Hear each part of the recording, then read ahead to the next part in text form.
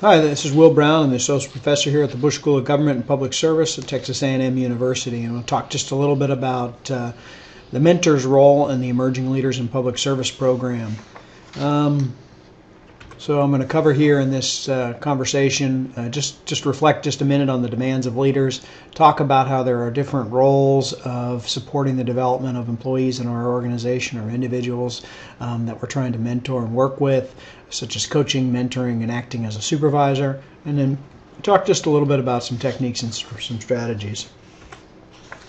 First, I think it's worthwhile to just remind ourselves about the demands that are placed on leaders. So as you as a leader, you have a lot of stuff attracting your attention and demanding your time, whether it includes establishing a direction or aligning individuals so that they share the goals. And when you can see the one on the bottom there where we say growth and learning for yourself and for others, as you begin to think about how you facilitate and encourage the learning of individuals that are working with you and that you're supervising and working with, we want to talk just a little bit about how you can perform that role as a mentor, as a coach, or as an advocate.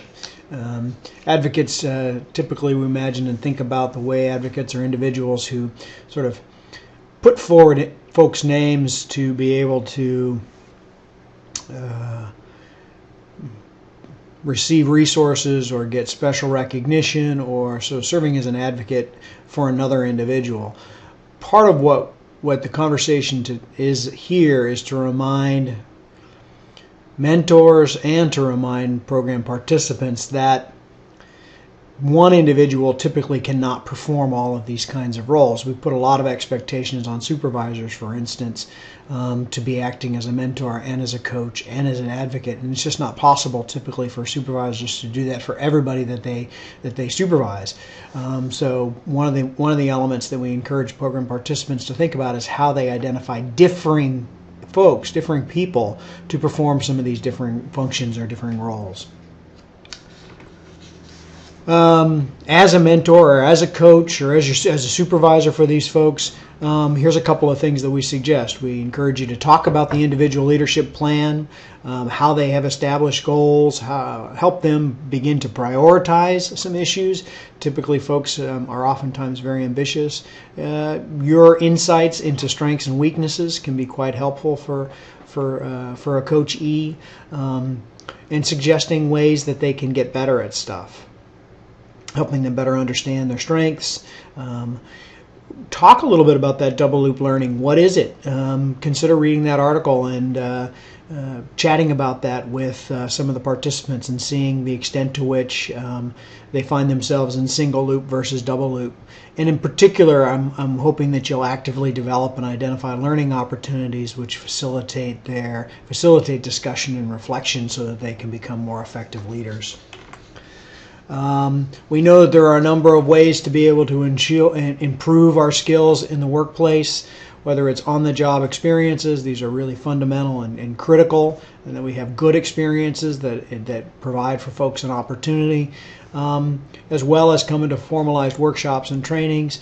And kind of the focus of this conversation, one, recognizes the role of mentors and supervisors and coaches to potentially facilitate on-the-job experiences, but also to encourage one-on-one interaction that facilitates reflection and discussion.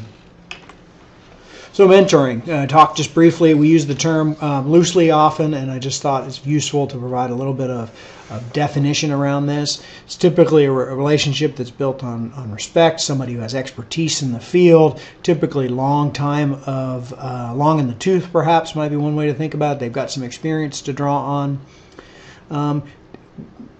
One way to think about or differentiate some of these roles is mentors maybe have an exclusive focus on professional development success. They're primarily concerned about the professional development success, where we talk about supervisors having multiple demands on their time, but also an ability to be able to offer some unbiased advice and share wisdom.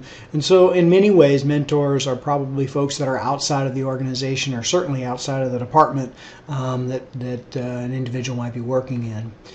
The number of benefits, obviously just sort of getting a sense of insight or perspective on what's happening.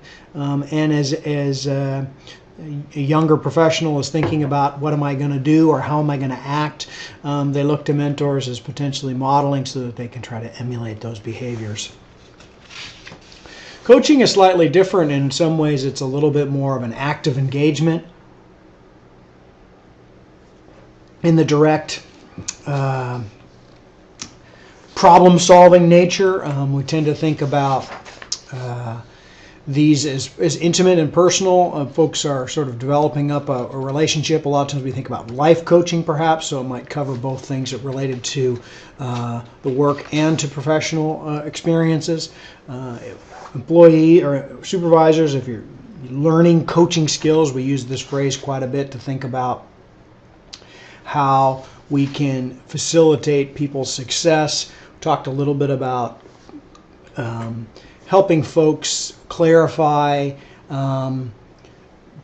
the problems or the issues that they are sort of confronting, as well as strategizing about how to be able to come up with some solutions.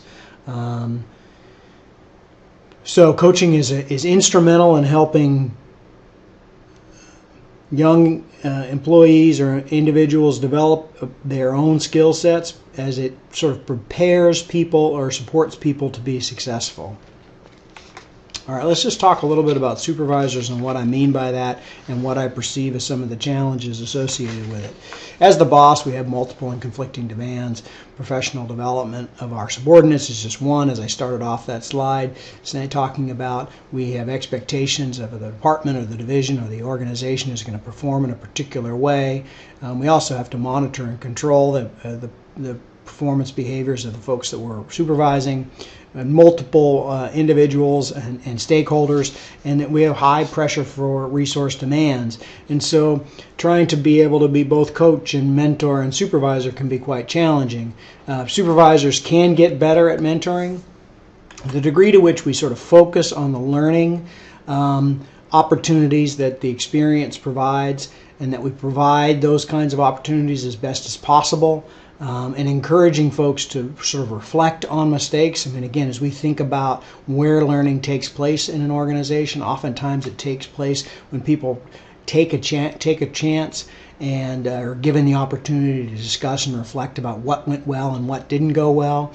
So focusing on an opportunity for discussion and reflection really comes back down to the fundamental piece that I wanted to sort of emphasize. There's multiple roles, there's multiple ways that this happens, and that as a professional seeks to become more effective, they look for mentors, they look for coaches, and they look to their supervisors to perform these roles, and facilitating discussion and reflection is instrumental.